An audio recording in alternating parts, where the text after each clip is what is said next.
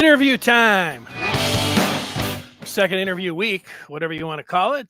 JIm Harbaugh out there doing his thing outside of Michigan. We were watching him over the weekend. I don't know about you. I watched a lot of football this weekend. After watching a lot the week before and a week before, it's been 2 weeks since Michigan's won the national championship. Great to be with you here. Rob is saying that he's glad to see me here on a Monday. He thought the update was going to do it for today. And no, the update that happens 15 minutes before this show is going to happen on Monday, Wednesdays, and Fridays just to get you up to speed in nice condensed form on what's going on with Michigan. Had a few different comments saying, this show's too long. Can I have a Reader's Digest version on just what's going on with Michigan? So everything just is going on with Michigan, all tightly packed in there. And also, there was a request to have that update feed put on the podcast feed, which I am starting to do today as well. So that's all there for you. Good to see you, Rob, today. You can think about what we're going to talk about, and you'd probably get pretty close to where we are going to be. But JJ McCarthy, there's been 2 mock drafts that I've looked at here in the last week from Daniel Jeremiah and Bucky Brooks, 2 of those esteemed mock drafters. Neither of those guys had JJ McCarthy in the first round. I still think he's going to be in the first round, but not really talking about McCarthy. Talking about who's going to fill McCarthy's shoes in 24. I'll give you the candidates, and we'll discuss who it's going to be in 24. Also, Aiden Hutchinson has been on a roll, and so has his team, the Detroit Lions. You may have noticed they're on to the NFC Championship game. We'll visit that. But we're going to start with JIm Harbaugh. JIm Harbaugh was in D.C. Friday, and I'm like, oh, no, now the Commanders are in the mix. It's like, no, Harbaugh's just out there. Unless he was secretly interviewing. I don't know. Is that even allowed? Maybe not. Maybe it is. He was in D.C., so, you're thinking Commanders, but no, he was there for some rally. And then the next day, Harbaugh made the trip over to Baltimore, you would think to support. He was hugging John. He watches the Ravens games. He's supporting his brother, sitting up you can see in one of the luxury suites during the game. Joe Buck and Troy Aikman making, I guess he's up there between interviews. And then Troy's like, well, I really hope he comes to the NFL. It's like, you speak for yourself, Troy. It's not what Michigan fans want, but, he got a couple minutes of airtime during the Ravens' victory over the Texans. And it wasn't lost on Michigan fans that both John Harbaugh and JIm Harbaugh and their defensive coordinator, whether it's Mike McDonald or whether it was Jesse Minter, having a game plan to go up against C.J. Stroud. And Stroud was actually pretty good numbers-wise against Michigan in his 2 years, but lost. And then, of course, losing to John Harbaugh over the weekend and stymied by the Ravens defense. I think the Texans did get a punt return in that game. But I don't think they had an offensive touchdown. I don't know. It's all going pretty fast through there now. But so we're here with Harbaugh, and, I'll give you my thoughts. It's like, is he coming back or what? I know that's what a lot of people want to know. And this could take, longer than you want. The thing with the job opening in Atlanta where Harbaugh interviewed last Tuesday, I just saw before I came on. Who was it? Was it Pat McAfee who had Adam Schefter on? I believe that's true. Anyways, the quote came from that show that said, look, Belichick's the only serious candidate. I mean, that's what they had to say. And okay. That doesn't mean that JIm Harbaugh, sometimes you have the serious candidate and you go to the second candidate after the first candidate, things don't work out. So, he's still in the mix, whatever the mix looks like, just trying to, get a read on it. That, Harbaugh is there and there's a chance, and he's supposed to have a second interview in Atlanta this week.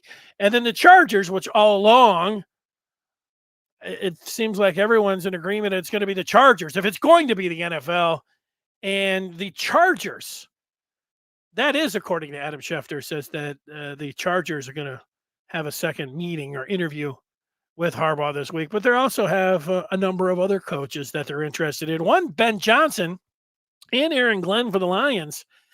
And, now they can't have an in-person meeting and have to wait till the Lions season is over. So maybe they won't make a decision. I don't know if this is, I'll have to think about if this is going to be good or bad.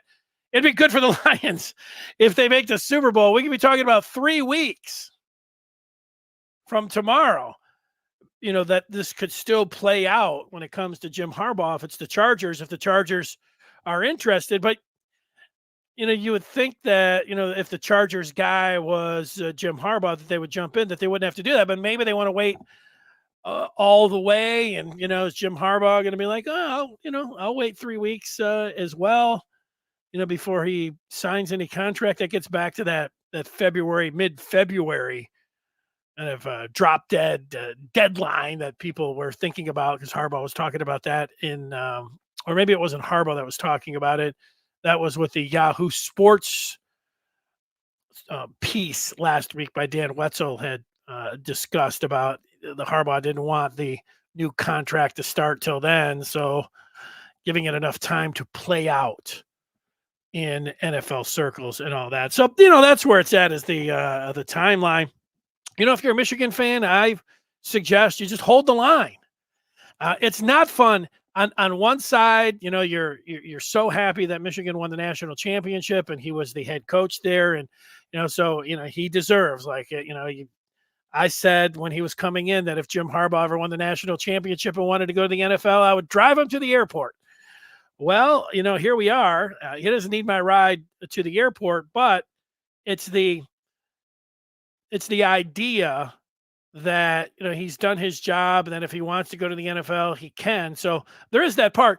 And I think most people agree on that. And yet you do feel like you're being held hostage. So, hey, go ahead and do it. Why are you holding us hostage? I mean, they're totally mixed, I don't even know if they're feelings. I guess they are. You feel like you're being held hostage. You feel like, you're happy for him to go ahead and, let this process play out. But you also, as much as you enjoyed 2 weeks ago and winning the national championship, you do at some point start, peeking down the road and think about what about next year, and everything is frozen, in terms of recruiting and, the transfer portal. It's just like you see Ohio State, they throw another couple million down and buy another player, and they're just pounding that, the illegal payments and, pay for play for players, and they're stacking their lineup.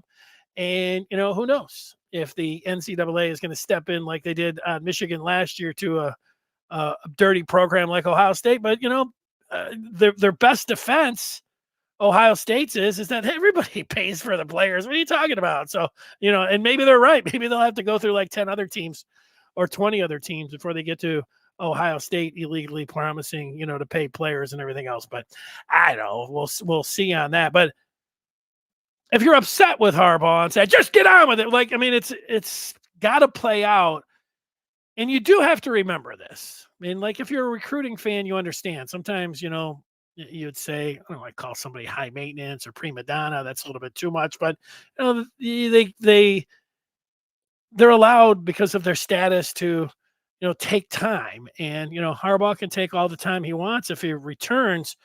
Remember, in college football, the number one and most important thing is the head coach. So getting Jim Harbaugh back, as much as you don't like every year, this is going to be going on every year. Well, you know what? At this point, if he was somehow be ready to do this for another year, go ahead. That means he would be back at Michigan for another year. The feeling this time is if he signs that contract, it's going to be a little bit beefed up buyout. So this is not going to be, I know, famous last words, a yearly deal with Harbaugh, but Jim Harbaugh is worth more than 5 or 10 5-stars. I know that sounds crazy to people because talent, ultimately what wins on the field, but it's the head coach. And Harbaugh, if you're able to get him back, he's worth more than, the 5 players in the transfer portal, 5 5-stars. I mean, that's how much a top coach in college football is worth. And who's better than Harbaugh right now? If we're if we're really ticking off who are the best coaches in college football. You know, Nick Saban retired, so he's not on the list anymore. He was number one. Kirby Smart won the back-to-back national championship. So, I would say Kirby Smart. You need tiebreakers somehow. National championships are a good one.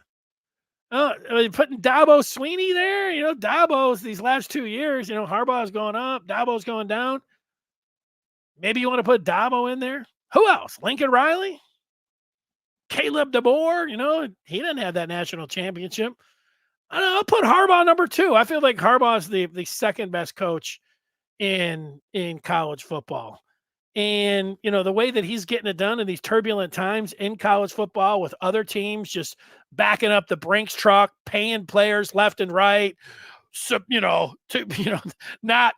not promising them any money. I mean, yet we all know that they are. And yet, was Michigan coming off being able to traverse all of this and, get into the winner's circle. So, you just hang on and hang in there. I'm going to take some of the feedback here. The one other thing I thought about Michigan, if I am thinking about their plan and their approach, and if you've watched the show, last year when everybody was coming, the NIL, I said, you got to let it, I'm giving them the opportunity to let it play out. I mean, and then look, last year, name, image, and likeness was a big reason that Michigan won the national championship this year. Blake Corum, Zach Zinter, Trevor Keegan, Chris Jenkins. These guys would have gone to the NFL if there was no NIL, the previous days of NIL. So Michigan, their approach of those who stay will be compensated, that was a huge hit and a big reason, again, why Michigan won the national championship. So anybody that's complaining about NIL, you say, well, it was a big reason they won the championship, but then they'll be like, but what about the future? Well, that's a good point. What about the future? I thought that the whole those who stay will be compensated was a pretty smart move by Michigan. Like everybody else or a lot of the other teams promising to pay, which is illegal, and in giving them money up front, and then guys can bowl, after 1 year, like, Dante Moore got whatever amount of money he got from UCLA. Now he, took the promises and went back to Oregon, which was trying to give him money. And who knows, he could be out next year. You see it all the time. That's just one player, for instance, talking about Dante Moore. But here was Michigan saying, hey, we're going to reward our guys that have stayed around. And what was it? It was John Wegler, who the former Wolverine, who is, running the clothing line and Valiant. The one part that he put out was like, Michigan can pay guys 2 or 3 times, once they're in the program. And I thought, wow, 2 or 3 times what these guys would be getting coming out of college to stay around. Wow, what a way to go about it. But I don't know if it hit a snag. And I put that in quotation marks because Michigan won the national championships. Like, yeah, that's all good. Paying the players and paying them 2-3 times the amount. And, for the guys that would be, not first rounders and everything else to get back. But maybe it hit a snag because Michigan won the national championship. I don't know. And I don't want to know. Would I rather have them go back and have gotten beat by Alabama? No. But if they did, hypothetically, was Braden McGregor and Jalen Harrell, would they have stayed around if Michigan would have give them a couple million? Same thing with Junior Colson, Trente Jones. How many is that? McGregor, Harrell, Colson, Jones, 4 players. I mean, what's Ohio State spending over, 13 million or something? How much would it have been to keep those players around? So it may have hit a snag because of the natty. I don't know that. And the one thing is you have to have those players that you want to pay to stay around. So that's going to be the next thing. Harbaugh, you have to admit, is pretty good at playing the angles. And, I think that a lot of Michigan fans just sit around thinking, Ward Manuel just stonewalls anything that's going on with pay to play, and he should be fired. And he should be out of here. And, I don't know. That seems too easy. I don't think it's exactly that. Maybe Ward Manuel should be moving on, but I don't think the way that it's painted with most fans that he's like this villain that is just taking the money and putting it in his own back pocket and then thwarting any effort, to give it to any Michigan football players or anything else. And he's drawing the line. There will be no compensation or whatever else. It's not as bad, certainly, that it's not as easy as I see that a lot of people make it seem when it comes down to the Michigan athletic director.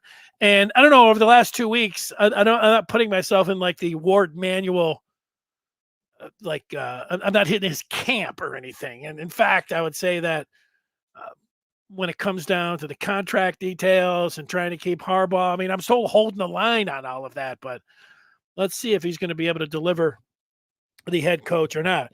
And, and while it's at it, Ward, it's part of the job. Like, he's an easy target. There he is, the athletic director. Most people don't say, well, what about all these regents?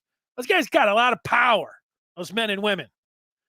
How about them when it comes down to that same thing that you're demanding and putting Manuel's feet to the fire? Put the regents. Acker loves to get out there on Twitter. Where's he at? Step up. He doesn't want to negotiate the media. Well, you better start. Second interviews. Step up, Jordan Acker. You want my vote? You want Michigan? You want to, run for office one day? You want the maize and blue vote? Get JIm Harbaugh back. That's not just for Acker. I'm not picking on him. It goes for the rest of them all. He's just the one I know. And he's out there on Twitter a lot.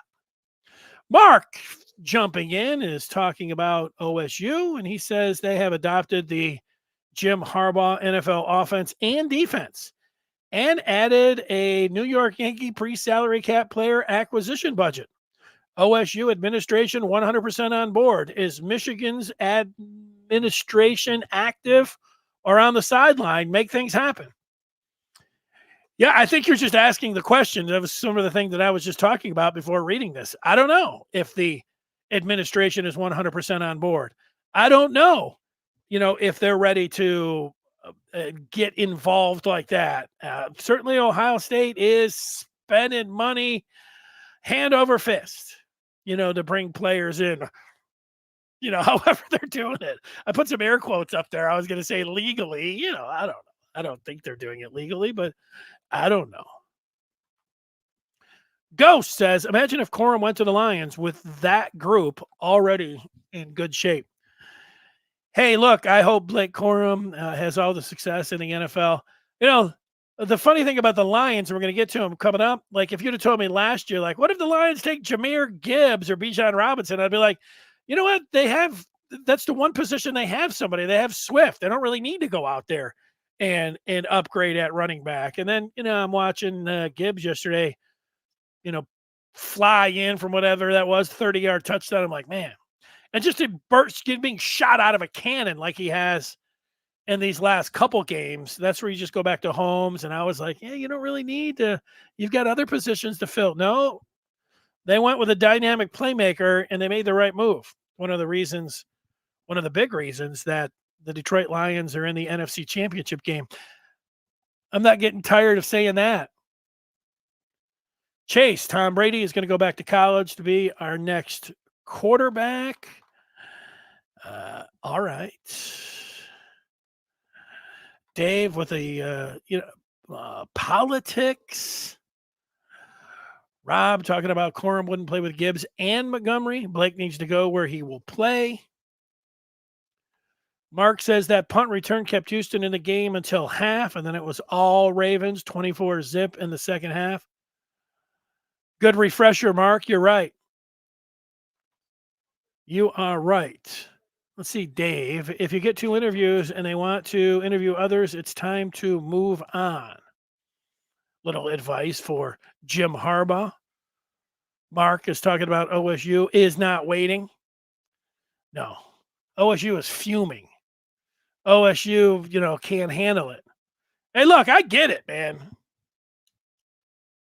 For the 16 previous years, whatever, since 2006, around there, over 10 years, close to 15 years, maybe over 15 years. It felt like Ohio State had a complete stranglehold on the series. And every year it seemed inevitable. And Michigan couldn't get over the hump. Was it the quarterbacks? Yes. Was it the lack of skill players? Yes. Was it the coach? Yeah. It seemed everything. And I can't say that it was every day. It seemed like it was every day. At one point, I would wake up and say, is Michigan really going to be able to get over the hump one of these days? Or is this going to last forever? And look, I have other things that I do besides just think about Michigan football all day.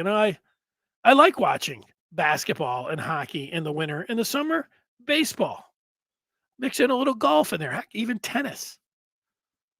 But down in Southern Ohio, the only thing to do is to think about is the Buckeyes.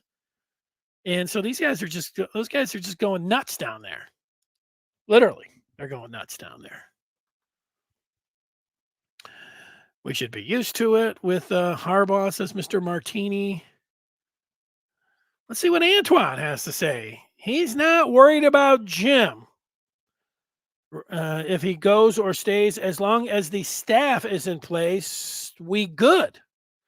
People think it's just about Jim flirting with the NFL. No, it's more about name, image, and likeness. Well, I mean, there's a little bit of truth in this, but I'm just going to say, Antoine, it's about the head coach. You love to have the assistants. They're a big reason why, Michigan was able to turn this thing around in, starting in 2021, and a staff it's worth its weight in gold. All of that is true, but it's the head man and the guy that's calling the shots and the CEO and everything. Nick Saban, he was turning out coordinators and other coaches from Kirby Smarts and, just his tree and everything else. You look at it and they just kept going. It's because the head man. That's what it's about. Do I think that it's going to suck when the Wolverines lose Jesse Minter? Yeah. I thought it sucked when they lost Mike McDonald. I thought it was a blow when Matt Weiss resigned. But Michigan has been able, and Harbaugh has been able to plug guys in there. It's kind of the same thing when, Mozzie Smith, I looked at that defensive tackle position. I'm like, that's going to be a tough one to fill. Michigan was able to do it. NIL is a factor. There's no doubt. We started out talking about that. There we go. Take a few more in here. Let's do it. Let's see what we have before. What do we have coming up next? Oh, we're talking about the quarterbacks. That's sure to get everybody on the same page. I don't think we all know who it's going to be. I think that's going to be a tough one. Andre's nuts here in Southern Ohio about a Michigan natty. This is my favorite. Nothing against anybody else who's sent some feedback in today, but this one from Rob is my favorite. OSU claiming the offseason natty again. That's it. John is not worried. Michigan has the players. The thing, if we're talking about being worried or not, Harbaugh coming back, with his game plan and then being all in, and I wouldn't worry about it either. I mean, if he goes, then you got to, start something different. AJ does not care about the recruiting. He's just letting him know it's the bag more than anything. Yeah, that's true. All right, so when it comes to the quarterbacks, I want to get to who's going to fill JJ McCarthy's shoes.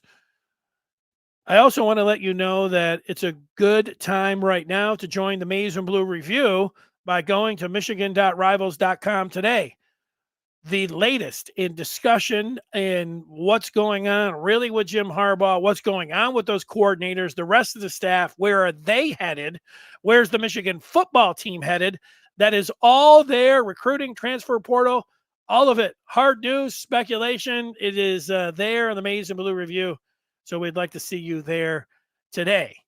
So finishing up on Harbaugh, it has come down to the Chargers and the Dirty Birds with second interviews, and the Wolverines are still hanging in there and they're being hopeful. I have a picture of Harbaugh out there in Baltimore watching the game on Saturday after being in DC on Friday. All right, here are the quarterbacks.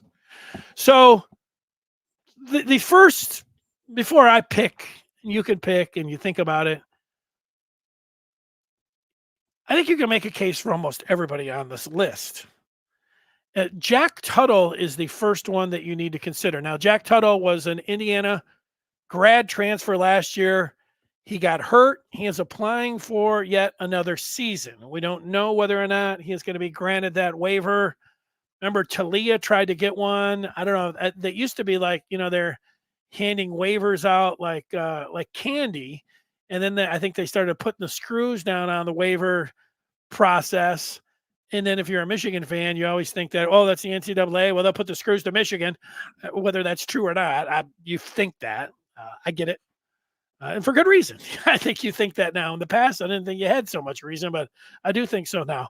But so you put Tuttle in the mix until he gets denied. And the reason that you think Tuttle could be the Michigan quarterback next year is because of all of the other quarterbacks. He has the most game experience. He played a lot at Indiana. And if you look towards last year, the actual if there was a backup, and there was a few times in some of these blowouts, it was Tuttle who was coming in. And so you can make a case that, experience, how much is it worth? You saw the wheels on Tuttle the few times that he was in there. It's not crazy to suggest that Jack Tuttle could be the Michigan starting quarterback next year. Got to wait for that waiver process, but what Tuttle has going for him, experience. We know coaches like that. Now, we also have the two young guns that we have seen, sophomores last year. They will be juniors next year. Alex Orji or Jaden Denegal. Now, Orji, I think, is the most exciting out of all of the candidates here. We have seen an Orji package in the college football playoffs. We saw it against Ohio State. Alex Orji is tough to bring down. Alex Orji is a hell of a runner. Alex Orji is as strong as possible. And when you see him throw the ball, now he only attempted one pass, but we have seen him in the spring game. We've seen the arm. It looks pretty good. Hell of a runner. We're not 100% sure about, his passing ability. I also think his name just gets, obviously the name gets people excited as well. I mean, let's just be honest about that. Orji, let's do it. And, and what was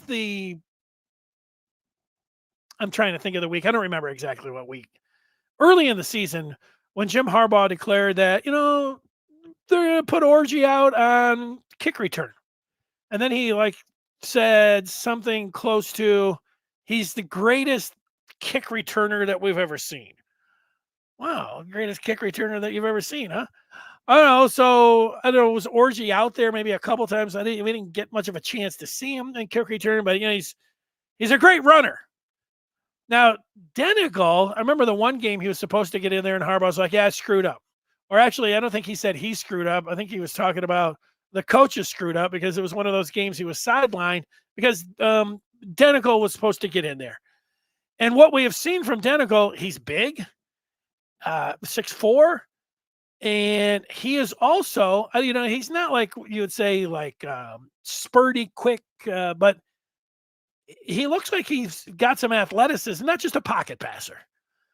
He's big, and there were a couple times in a couple games where he went and lowered his shoulder and went for a 10-yard run.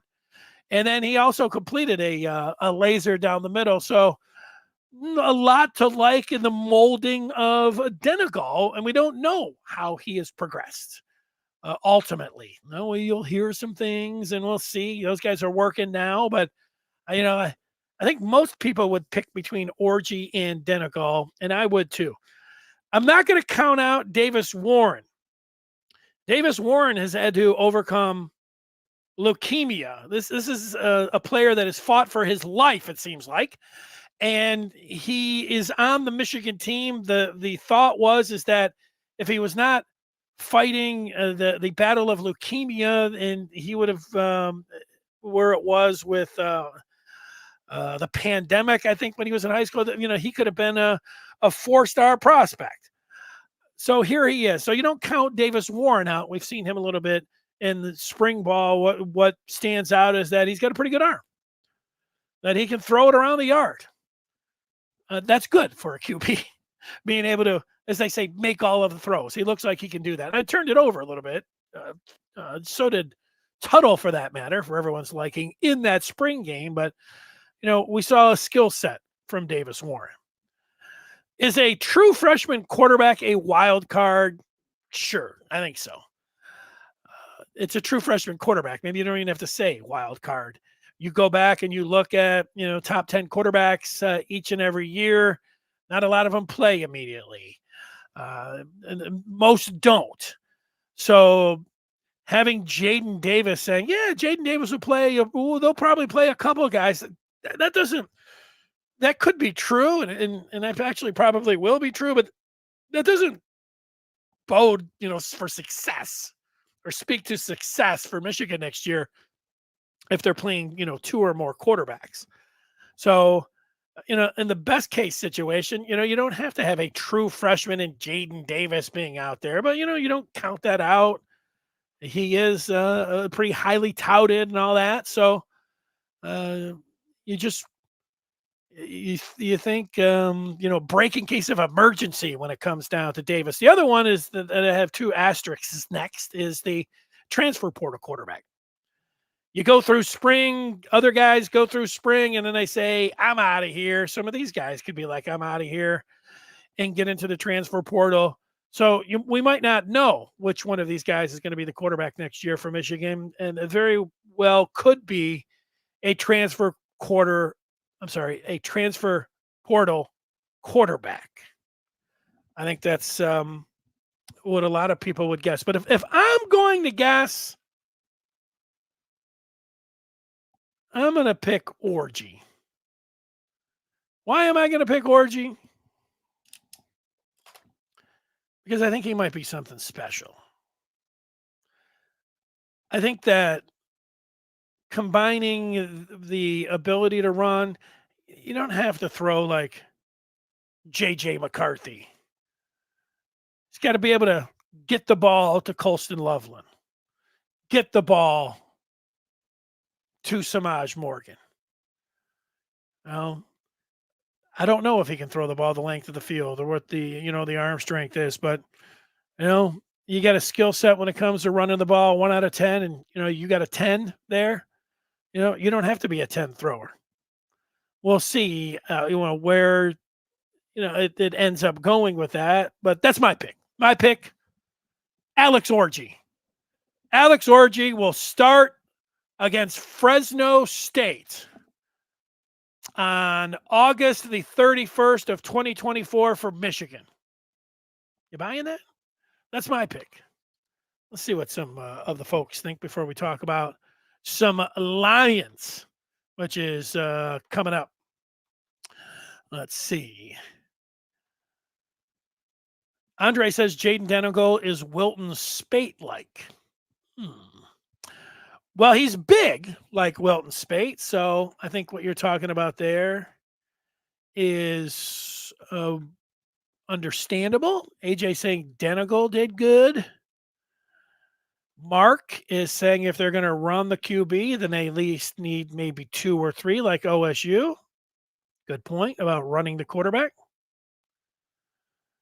Andres is saying he thinks it's people underestimate how difficult it is to actually read a defense. He's an athletic freak, but does he have the acuity to decipher coverage? It's not just arm talent. This is feedback from Andres.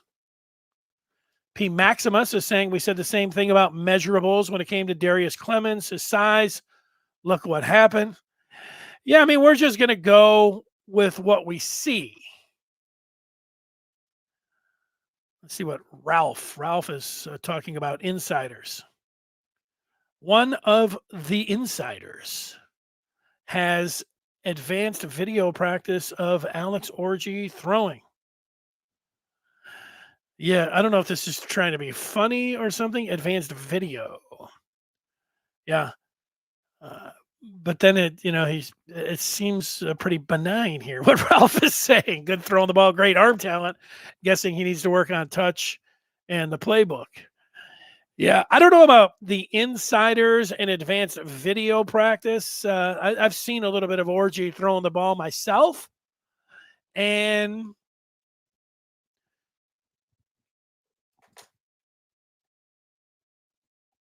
you can't put everything on just watching a guy throw the ball, like in practice, even just watching him throw. But Orgy has the kind of spin on the ball and loft and trajectory and the way that it comes out that I like. When I saw him throwing the ball, I like the tight, compact release that he threw, and he threw a nice catchable pass from what I have seen from him. Now, I'm not sure about the accuracy, and that's what it's going to be. I haven't seen him throw it enough, but there's a lot to like. Another reason that I picked Orgy, but that's what we're all doing. John says Terrell Pryor wasn't that great of a passer, but a read option offense, and he was tough. Use Orgy the same way with our backfield. That would be something. Yeah, I mean, there's a lot of different ways to go about it. You don't have to throw the ball like Joe Burrow. So that's what we're talking about here. Andre's one more in the quarterback race. Tom Brady and Peyton Manning were not incredible arm talents, but they are still the GOAT. Yes, it's not necessarily about arm talent. So that's a good point. David Jelinek, congratulations, I believe, to your brother on his engagement. I saw the pictures over there. Looking pretty good. David, Orgy in the Lamar Jackson offense. Thinking about the Harbaughs, you wonder if Jim, while he was just sitting up there enjoying the game, watching Lamar Jackson, who looked great against the Texans. I mean, look, he had a great year. He's going to be the MVP, and he played like an MVP on Saturday. He wasn't going to be stopped. But you wonder when Jim's watching Lamar Jackson out there at times if he thought, we get our own little Lamar Jackson in Ann Arbor. And would he be able to pick some things up from his brother John about the great Lamar Jackson?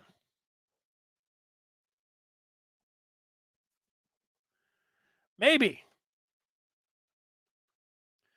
JSE's going back to Jim Harbaugh. He says he is the greatest coach in the history of football. If Michigan loses him, they fall into an abyss, and OSU will turn into the new Bama. Well, I think on a lot of fronts there, it's a little bit, a little bit wild, but there's also some truth to it. I think that Harbaugh is the greatest coach in the history of Michigan football. I'll say that. I'm not going to say that he's the greatest coach in the history of college football. He's not. I wouldn't even like I said, I have him currently number 2. But if you're going to go through the guy that just retired, you would put him in front of Jim Harbaugh. Can you make a case that Jim Harbaugh is a better coach than Nick Saban? Your case is then you're bringing in what Harbaugh did in his short time in the NFL, and you're adding it in there. That would be your case.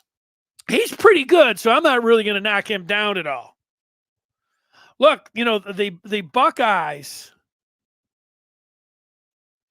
are taking the money that they would normally be spending on an extra, 12-pack of Natty Ice or an extra can of Copenhagen or a few more cans of hairspray for their wife or a couple more lottery tickets, and they're giving it to Ohio State to promise to get players up front because they can't handle losing anymore.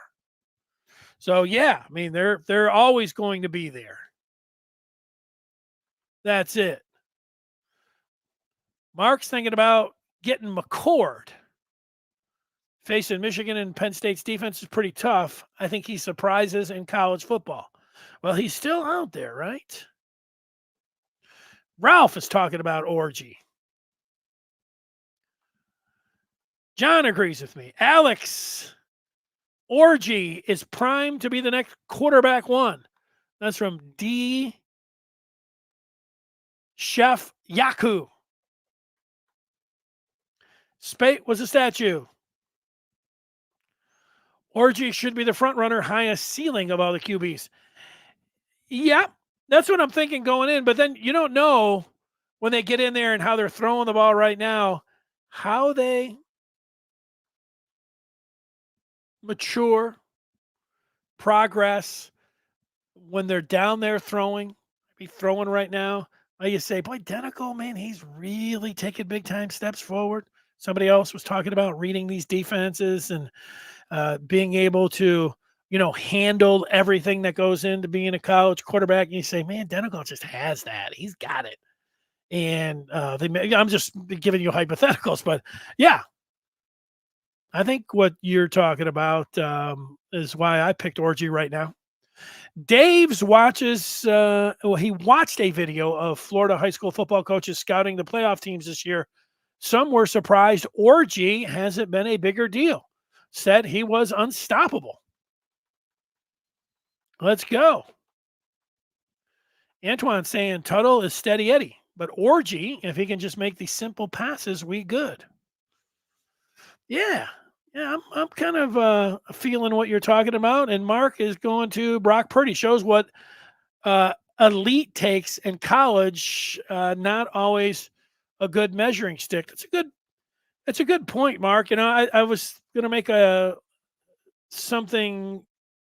point about Brock Purdy. As the Lions beat the Rams and the Bucs yesterday to advance to the NFC Championship game, they're a 6.5-point underdog going to play the 49ers on Sunday. Watching San Francisco all year long, you take one of your top players off the field and it's going to hurt any team. And so you have to overcome that. But I do think with Brock Purdy understands that you just get the ball to all of these. They've got so many fabulous players that he manages the game very well, and he's just able to get the ball into the skilled players' hands. And the defense has been able to do their thing. They've been very good this year. That's been the recipe for San Francisco. If you have watched the 49ers this year, when they didn't have Trent Williams, their outstanding left tackle, they weren't the same team. You say, well, he's the best tackle in all of football. Okay, I agree. I think they have a big five on offense, talking about San Fran. And Christian McCaffrey is number one. It's one of the big reasons I thought Dylan McCaffrey was going to be JJ McCarthy before, JJ McCarthy became JJ McCarthy. I just looked at Christian McCaffrey, his dad, his grandfather, the bloodlines that he had. I thought this guy, then the brief time coming in against Notre Dame, a couple throws against Nebraska, I thought that guy was going to be, he was going to be great. But Christian McCaffrey for the 49ers, he's number one when it comes to the play. Trent Williams, number two, I'd put Deebo Samuel, and then Kittle, and then Ayuk. Samuel left the game. He got hurt almost immediately, came back, and then, tried a few other things, thought it was a shoe, but ended up being a shoulder. He might not play. They did not look like the same mighty San Francisco 49ers that they have all year long, because they're missing one of the Fab Five there. And it just doesn't work when you have the Fab Four as well. I think that, they're optimistic, saying all those kinds of things about Deebo Samuel and everything else. I don't know. If he plays, he's a hell of a football player. It's as tough as they come. We all know that by watching Deebo Samuel. But I just think the Lions, without Samuel, boy, that gives them, they got a puncher's chance anyways, because the Lions got what was it? It was Dan Campbell at the halftime of the Rams game said, our offense is kicking ass. And they didn't kick ass so much yesterday. They made the plays when they needed to, but that offense can kick ass. And golf on the road, it's a little bit different of a proposition. He's going to be out in Santa Clara and everything else, but he's a California kid. I think that the Lions have better than a puncher's chance, and the Deebo Samuel, watching him not be in the game like he was yesterday, the Packers should have won that game. That's it. It's a weird thing for me about the Detroit Lions is that they've always, what has surrounded them in my lifetime has been misery. Always misery for the fans.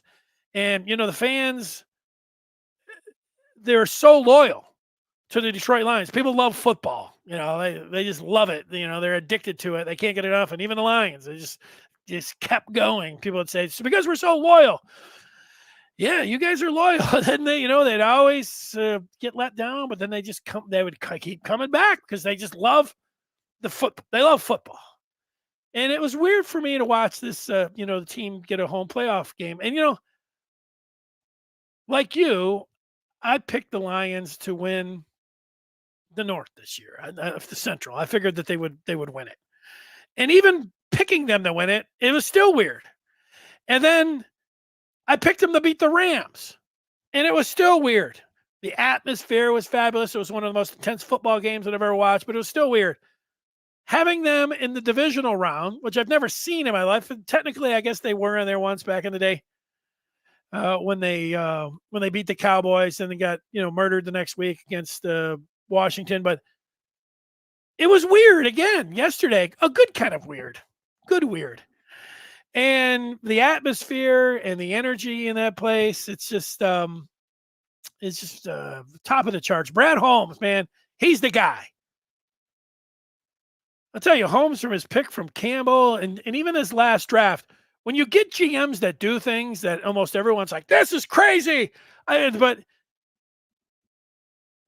it's the kind of guy you want, but you want that crazy guy to work out. I've seen a lot of, crazy picks and it go the other way, almost all of them, when you're talking about the Lions. But I just think back to last draft. It's like, Gibbs, that's not the pick, picking a linebacker.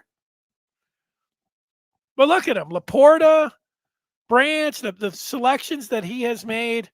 Brad Holmes, man, got to give it up to that guy. Give it up to the Lions. Incredible atmosphere. And I think they've got a better than puncher's chance against the 49ers coming up on Sunday. And Aiden Hutchinson's playing great football. I love it. Donovan Edwards has more throws than Orchie. That's a pretty good point. Troy's talking about 14th in recruiting is unreal. Yeah. I wasn't worried about recruiting last year because of the transfer portal, blending it in. They did a great job in the transfer portal. Remember, they got 10 players. We could go list them out and how big of an impact that they were. Recruiting rankings, not that they don't matter anymore, but just citing recruiting rankings is showing that, nothing against you, Troy, that you're not taking in the whole picture. I'm not going to blast every recruiting rankings don't matter. They don't matter like they used to because now you have the transfer portal. And believe me, if Harbaugh comes back, he'll mine at least a half dozen players out of that transfer portal. And it wouldn't surprise me if all of them were impact guys. So getting that kind of success in the transfer portal, the way that they were last year, supplements recruiting. And remember, with recruiting, I would like 5 stars as much as anyone else, but Michigan has also shown the propensity now of picking players that they've got a good eye for talent and they've done a good job developing them. That hasn't always been the case, but man, they've got it, whatever their system is now, and they are rolling. I mean, Mason Graham's better than a 5-star defensive tackle that they could have got. Kenneth Grant, I would say the same thing. These are guys currently on the team. If Derek Moore wasn't a 5-star, but he could have been. That's how he's playing. Josiah Stewart on the other side. Would I have rather had a 5-star defensive end last year, Michigan getting him, or would I have taken Josiah Stewart? No, I would have taken the 5-star. But Stewart, look at how he's played. He's played like a 5-star, especially against Alabama when it counted. we could go on with that game. So let's not. I like 5 stars. Probably not as much as you, Troy, but almost as much as you. Let's take a few more here on the feedback. See if anybody had anything to say about the Lions. We get down to it. Let's see. Ralph looking at Will Rogers is in the portal. He's got like 50 career starts in the SEC. Yeah, I would think Rogers would be going to Alabama or back to Washington now with the coaching shuffle. And he's a throw the ball all the time kind of guy. I don't think that fits Michigan's profile of what they're trying to do, but we'll see. I would say probably not when it comes down to Will Rogers. Antoine, who loves not talking about Donovan Edwards, the Lions actually use Jahmyr Gibbs, how we should use Donovan. I think the Lions use Gibbs. I think that you could say the same thing in reverse heading into the season. Hey, the Lions should use Jahmyr Gibbs like they do Donovan Edwards. In that Jahmyr Gibbs is shot out of a cannon and get him in the open field, and he's a home run hitter. That's what Donovan Edwards is, believe it or not. Donovan Edwards, you give him 4 or 5 carries, he might come up with 2 yards. But on the 6th carry, he's going to go for 75 yards. And then he might go another 5, 6 carries, that total 5 yards, and then he'll take one for 85 yards. That's Donovan Edwards. That can be a little frustrating. If you're it was frustrating this year. I mean, you watched Donovan Edwards go for 75 and 85 last year against Ohio State. You watched him in the Big Ten championship game against Purdue. What do you have? 185 yards. I mean, he was blasted out of a cannon. That move that he put on first carry in the second half. Pretty awesome. Then that was all with like one arm. The one-arm bandit. And then this year, it only took 3 or 4 games. Like, this is Donovan Edwards. Woo, Donovan Edwards. People are all over Donovan Edwards. But Donovan Edwards against Penn State scored that first touchdown on a 3rd and 10. This is a great run by Donovan Edwards. Donovan Edwards gets it done in big games.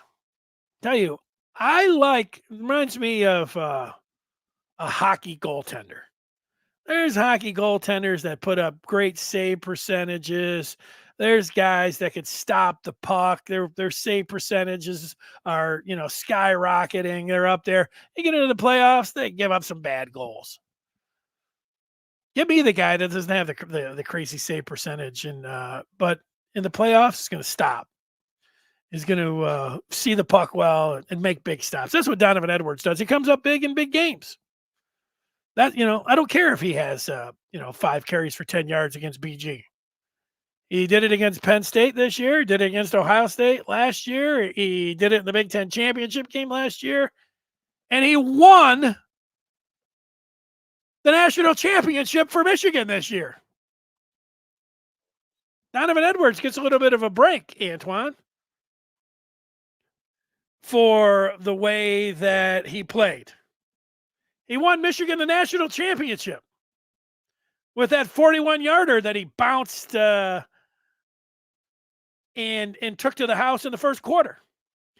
And then the second touchdown in the second quarter was a 46-yard race that he won easily, taking it into the end zone, all in the first quarter.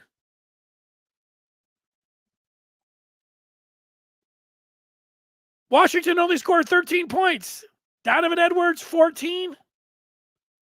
Washington, 13. Now, Washington probably would have been able to kick a field goal on there, but you get the point. The game felt like it was over after the first quarter, even though Washington ended up getting back in the game, and then it was a little third quarter, it was a little tough, and then, Michigan finally was able to, really get it going. And, get that touchdown drive in the second half to clinch the national championship. But you know where I'm at with that. All right, so that's where it is, Antoine.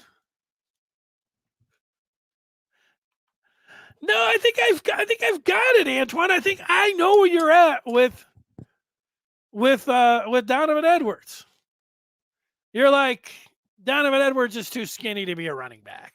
Donovan Edwards needs to weight train differently. I mean, these are some things that you've said over the years. Look, I'll give you credit. Like you predicted that Ohio State's demise and Michigan's ascension. I mean, you're canonized yourself. You're a national champ, Antoine, for your predictions. You're a savant.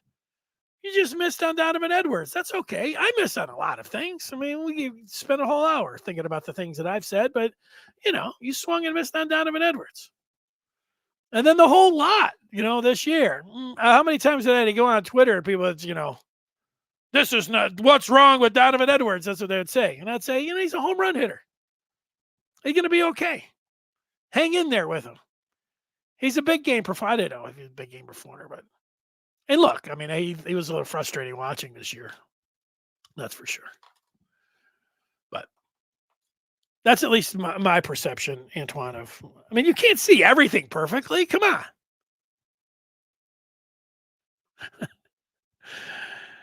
on. Don't be goofy. You did want him to throw the ball more to him. That's true. Coach Stradamus. David, bulk him up. He'd be sick. Yeah, well, you gotta be careful. You bulk those guys up. You're thinking about speed.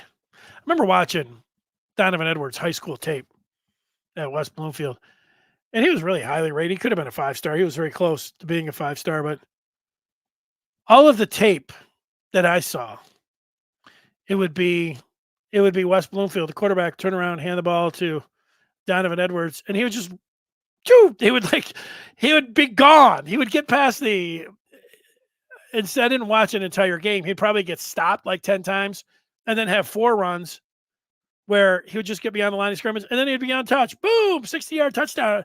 Every time I watched the tape, it was the same thing.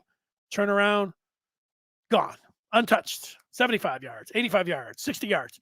But that's kind of like if you were showing Donovan Edwards tape now, what would you show? You'd show the 75-yarder against Ohio State. You'd show the 85-yarder against Ohio State. You'd show that first run against Purdue where he made the guy miss and went untouched for that. What was that like? It was a 60, 70-yard touchdown. You would show the 41 and 46-yard touchdown runs that he had against Washington in the national championship. And then you'd take that 20-yarder against Penn State. And you'd be like, wow, this guy, he really is Gale Sayers. Donovan Edwards. There he is. Okay. Thanks so much for joining us. We will be back on Wednesday. And what are we going to talk about on Wednesday? Michigan. Will they make the college football playoffs next year? Remember, it's going to be a 12-team playoff. Should we expect Michigan? Do you expect Michigan to make the college football playoff next year? On Wednesdays, Maize and Blue Review, Jim Scarcelli will join us. He's expected to be along for the show, and we'll see if there's any more news on JIm Harbaugh in a second or third interview, or maybe he's going to decide to come back to Michigan. Maybe Jordan Acker is going to come out there and force him on a train back to Ann Arbor. And JIm Harbaugh will be the coach. That will affect my decision on what I'm going to say on Wednesday about them making a college football playoff. Until then, everybody have a great day. Appreciate all of the feedback, especially from Antoine. I'm bringing people in, customers, and I'm saying, knocking them and things like that. I love Antoine. So that's what it's all about.